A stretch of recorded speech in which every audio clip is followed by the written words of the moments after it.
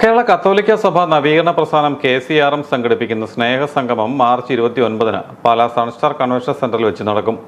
മതവിവേചനത്തിന്റെ ഇരകൾക്കും അതിജീവിതർക്കും സമൂഹത്തിന്റെ പിന്തുണ നേടിക്കൊടുക്കുന്നതിന് വേണ്ടിയാണ് KCRM പ്രവർത്തിക്കുന്നത്. ഞായറാഴ്ച ഉച്ചകഴിഞ്ഞ് 2 മണിക്ക് നടക്കുന്ന സമ്മേളനത്തിൽ പ്രൊഫസർ TJ ജോസഫ് മുഖ്യപ്രഭാഷണം നടത്തും. ബിഷപ്പ് ഫ്രാങ്കോയാൽ പീഡിപ്പിക്കപ്പെട്ട ഒരു അതിജീവിതയുണ്ടായിരുന്നു. അവർ ഏതാനും മാസം മുൻപ് പുറത്തേക്ക് വരികയും അവരുടെ പേരുകളും പടങ്ങളും മനുഷ്യർക്ക് മനസ്സിലാകുന്ന രീതിയിൽ കടന്നു വന്നപ്പോൾ അവർക്കൊരു സ്വീകരണം കൊടുക്കണമെന്ന് ഞങ്ങൾ വിചാരിച്ചു. അതിൻ്റെ അടിസ്ഥാനത്തിൽ മാർച്ച് മാസം 29-ാം തീയതി ഞായറാഴ്ച ഉച്ച കഴിഞ്ഞ് 2 മണിക്ക് പാലാ അരുണാപുരത്തുള്ള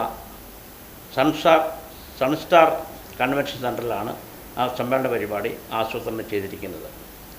ആ യോഗത്തിൽ സിസ്റ്റർ റാണിറ്റ് എന്നറിയപ്പെടുന്ന അതാണ് അവരുടെ പേര്, അവർ പങ്കെടുക്കുകയും നമുക്കൊരു സ്നേഹ സന്ദേശം നൽകുകയും ചെയ്യുന്നുണ്ട്.